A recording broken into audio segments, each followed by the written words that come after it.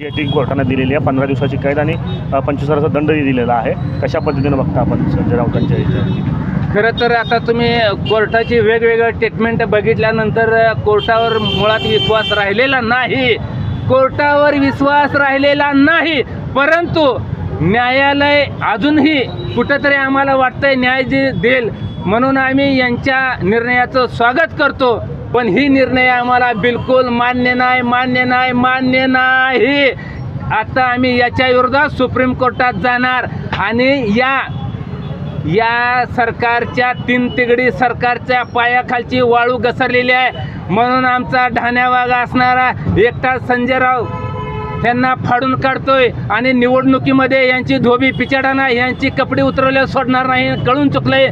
म्हणून काय यंत्रणेच्या हाताशी धरून अशा प्रकारच्या कारवाई केलेल्या जातात. पण या कारवाईच्या विरोधात आम्ही सुप्रीम कोर्टात जाऊ आणि 100% आम्हाला न्याय मिळणार म्हणजे मिळणार.